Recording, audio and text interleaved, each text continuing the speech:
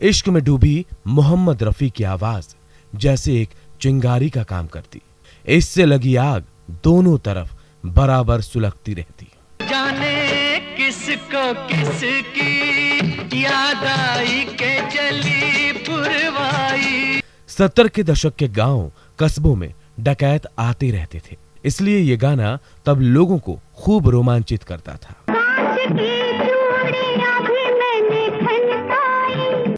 राज कपूर ने तो उनके एक गाने को फिल्म बॉबी में शामिल करने के लिए फिल्म में एक सिचुएशन ही क्रिएट कर दी थी।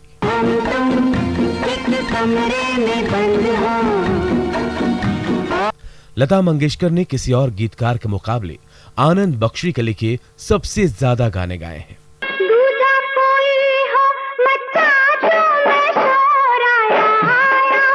कुछ लोगों का कहना था कि गीतकार आनंद बख्शी में कवि वाली, शायर वाली बात नहीं। तब आनंद बख्शी ने अपने इन गानों से ऐसे लोगों को करारा जवाब दिया। और चीज लेगी टूटा खाली जा।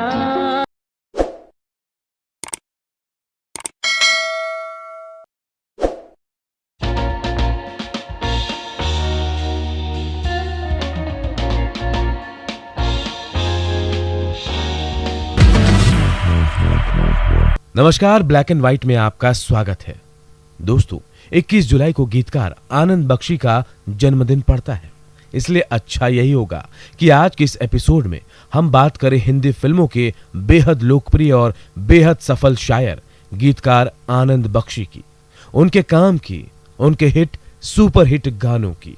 जाने किसको किसकी याद आई के चली पुरवाई। दोस्तों, आनंद बख्शी पर बनाए इसके पहले के एपिसोड में हमने फिल्म जब जब फूल खिले तक की बात की थी।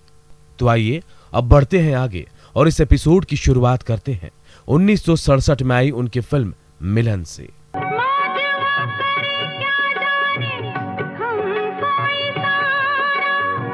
मिलन के लिए लिखे आनंद बख्शी के गाने सुपर हिट साबित हुए थे। ऐसा पहली बार हुआ था। उस दौर में ये गाना बड़े सहज ढंग से अपने आप लोगों की जुबान पर चढ़ गया था। तब हर उम्र के लोग इस गाने को गाते गुनगुनाते मिल जाया करते थे। बच्चों को यह गाना इसलिए पसंद था क्योंकि इसमें दंत सा और तालाब शाह पर एक मजेदार पाठ पढ़ाया गया था। पवन करे शोर। अरे बाबा, शोर नहीं, शोर शोर शोर। हिंदी भाषी प्रदेशों में आज भी ये गाना सा और शाह उच्चारण करने वालों के लिए एक बड़ी चुनौती पेश करता है। पवन करे शोर। हाँ। इस गाने के बारे में कभी आनंद बख्शी ने बताया था कि मिलन के निर्माण के पहले जब वो और संगीतकार लक्ष्मीकांत तब की बंबई के फेमस स्टूडियो के बाहर एक पान वाले से पान बनवा रहे थे, तो पान वाला किसी से बात करते वक्त बार बार शोर की जगह शोर बोल रहा था। इसके बाद आनंद बख्शी ने इसका मुखड़ा बनाया और इसे संगीतकार लक्ष्मीकांत को सुनाया। सावन का महीना पवन करे शोर। लक्ष्मीकांत को यह मुखड़ा पसंद आ गया और बाद में सारी दुनिया को। राम गजब ढाए ये पुरवैया। मिलन में गंगा, बादल और बरसात का दृश्य बार बार आता है। यही वजह है कि धीरे धीरे यह गाना बादल का, बारिश का, सावन का प्रतीक बन गया। आने वाले कई दशकों तक महान गायक मुकेश का गाया यह गाना हिंदुस्तान के गांवों कस्बों के जीवन का एक अहम हिस्सा बना रहा। सावन का महीना पवन करे शोर। मिलन के लगभग सभी गाने हिट और सुपर हिट हुए थे। आनंद बख्शी ने कभी कहा था कि मिलन के पहले तक मेरे जीवन में कई परेशानियां थी, लेकिन मिलन के बाद मेरी काफी मुश्किलें दूर हो गई। मिलन के कुछ महीने बाद आनंद बख्शी के गानों से सजी एक और सुपर हिट फिल्म आई। फिल्म का नाम था फर्ज। हीरो जितेंद्र, गायक मोहम्मद रफी। मस्त बहारों का मैं आशिक, मैं जो चाहे यार कर। और अब मोहम्मद रफी का ये अंदाज देखिए। तुमसे ओ हसीना कभी मोहब्बत न मैंने करनी थी। 1967 के बाद 1969 में आनंद बख्शी की एक फिल्म आई, आया सावन झूम के। झूम के आया सावन झूम के। जोड़ी धर्मेंद्र आशा पारेख, गायक मोहम्मद रफी, गायिका लता मंगेशकर।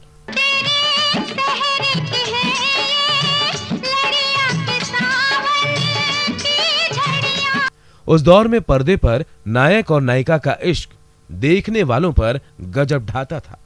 नायिकाएं तब हॉल में बैठे दर्शकों पर 100 बिजलियां गिराती थी। ऐसे में मोहम्मद रफी की आवाज पर्दे पर जैसे इश्क की चिंगारी सुलगाने का काम करती थी। नजर की डोरी तुलुक छुप के गोर।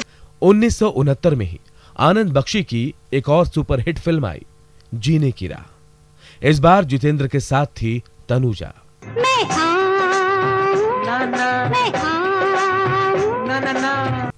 आनंद बख्शी को पर्दे पर आने वाली हर जोड़ी खूब भाती थी। वो गाने भी उसी हिसाब से लिखते थे और मोहम्मद रफी तो जाने ही इस बात के लिए जाते थे। पनघट के पीछे जा बैठी छुप के। संगीतकार लक्ष्मीकांत प्यारेलाल के इस गाने में रफी साहब के साथ हैं लता मंगेशकर।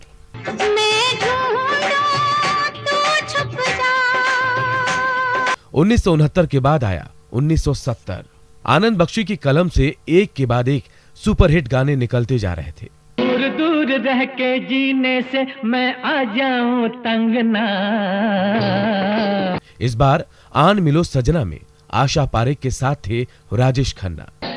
अब आन मिलो सजना, आन मिलो। संगीतकार लक्ष्मीकांत प्यारेलाल के इस गाने में मोहम्मद रफी के साथ एक बार फिर है लता मंगेशकर।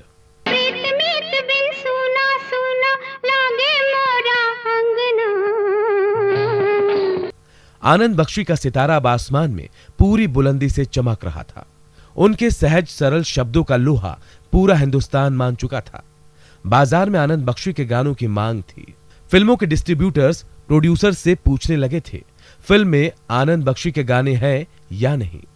ऐसे में 1971 में एक फिल्म आई, मेरा गांव मेरा देश। आनंद बख्शी के बारे में कहा जाता है कि वो कहानी में गाने और गाने में कहानी कहते थे। इसका एक नमूना देखिए। मार दिया जाए, छोड़ दिया जाए। ये दौर था 70 का। तब हिंदुस्तान के गांवों कस्बों में डकैत आम लोगों के जीवन का एक हिस्सा हुआ करते थे। यही वजह है कि डकैतों पर आधारित फिल्में तब खूब चलती थी। लिहाजा ये फिल्म भी चली और खूब चली।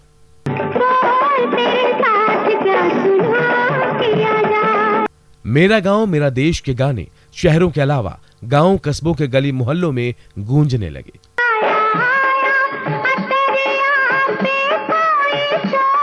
लता मंगेशकर की आवाज लोगों पर जैसे कहर ढाने लगी।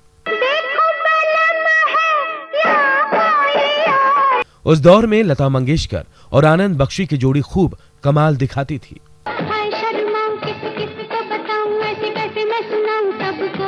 1971 के बाद आया 1972 और फिल्म आई अमर प्रेम। राजेश खन्ना और शर्मिला टैगोर की प्रेम कहानी। अमर प्रेम एक ऐसी कहानी थी जिसमें शब्द बहुत मायने रखते थे। लिहाजा आनंद बख्शी ने बहुत सावधानी बरती। कोई भड़के। इस फिल्म की कहानी का ट्रीटमेंट बहुत ही अलग है। बहुत ही संजीदा संगीतकार आर.डी. बर्मन की धुन पर तैयार इस गाने को आनंद बख्शी ने ऐसे लिखा कि लगा उनके शब्द नायक के साथ खड़े हैं। कुछ तो लोग कहेंगे। किशोर कुमार ने जैसे इन गानों को गाया है उसकी वजह से अमर प्रेम के ये गाने भी अमर हो गए। छोड़ो बेकार की बातों में कहीं। अमर प्रेम के आने के बाद अगले महीने ही आनंद बख्शी का एक और खूबसूरत गाना लोगों के सामने आया। ये जीवन है। ये गाना है बासु चैटर्जी के फिल्म पिया का घर का। इस गाने में आनंद बख्शी ने जीवन को बड़ी सहजता और खूबसूरती से सबके सामने लाकर रख दिया। थोड़े गम हैं, थोड़ी खुशियां। तब मध्यम वर्ग के लोगों में ये गाना खूब लोकप्रिय हुआ करता था। यही है यही है रंग रूप। 72 के बाद आया 1973। इस साल एक फिल्म आई बॉबी। कहने को तो ये महज एक फिल्म थी, लेकिन इस फिल्म ने पूरे हिंदुस्तान को हिलाकर रख दिया। मैं शायर तो नहीं। फिल्म मेरा नाम जोकर का कर्ज चुकाने के लिए ग्रेट शोमैन राज कपूर ने बॉबी में टीनेज लव को फिल्म का विषय बनाया। फिल्म में हीरो बने ऋषि कपूर, उनके सामने थी डिंपल कपाड़िया। गाना लिखा शायर आनंद बख्शी ने और इसे गाया शैलेंद्र सिंह ने। जब से तुझसे मोहब्बत मैं करने लगा। आनंद बख्शी का लिखा यह गाना खूब चला।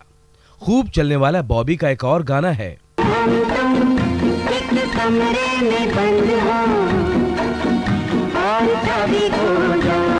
आनंद बख्शी ने बॉबी के लिए इस गाने को नहीं लिखा था। यह गीत उनकी झोली में पहले से ही मौजूद था। बॉबी के डायरेक्टर प्रोड्यूसर राज कपूर ने जब आनंद बख्शी का लिखा यह गीत देखा तो सिर्फ इस गीत को शामिल करने के लिए बॉबी में एक सिचुएशन क्रिएट कर दी। तेरे नैनों के फूल बुलैया में बॉबी खो जाए। इस गाने ने भी फिल्म की सफलता में एक अहम भूमिका निभाई। बॉबी के गानों के थोड़े दिनों बाद ही आनंद बख्शी का एक और बेहद खूबसूरत गाना सामने आया। मैं शायर बदनाम। ये गाना है फिल्म नमक हराम का। दोस्तों, आनंद बख्शी को ऐसा गीतकार माना जाता है जो आम लोगों को ध्यान में रखकर अपने गाने लिखते थे। आनंद बख्शी ने कभी कहा भी था कि मेरी एक ही कमजोरी है कि मेरे गीत जन भाषा में होते हैं। दरअसल इसी वजह से तब कुछ लोग कह दिया करते थे कि आनंद बख्शी सिर्फ एक गीतकार है, उनमें कवि वाला शायर वाला गुण नहीं है। जाहिर है आनंद बख्शी को उनकी बातें पसंद नहीं आई। उन्होंने बाद में ये माना कि कुछ लोगों की इसी राय को गलत साबित करने के लिए उन्होंने पहले बॉबी में मैं शायर तो नहीं लिखा और फिर नमक हराम में ये मैं चला। फिल्म नमक हराम का ये पात्र भी सच्चा शायर है, गरीब है, पतंग बेचता है, शराबी है, लेकिन किसी से डरता नहीं। आनंद बख्शी ने बड़ी संजीदगी से उसकी तकलीफ और उसकी सोच, उसकी शायरी सब कुछ दुनिया के सामने खोल कर रख दिया। मेरे घर से तुमको कुछ सामान इस शायर की बात इतने पर ही खत्म नहीं होती। और कुछ चीज मिलेगी। वो और भी बहुत कुछ कहता है। टूटा खाली जाम। आनंद बख्शी के इन गानों के बाद उन्हीं लोगों ने कहा कि आनंद बख्शी एक संजीदा शायर है। मैं शायर बदनाम। इस एपिसोड में आज इतना ही। अगले एपिसोड में हम एक नए विषय के साथ फिर हाजिर होंगे। तब तक के लिए हमें दीजिए इजाजत। नमस्कार।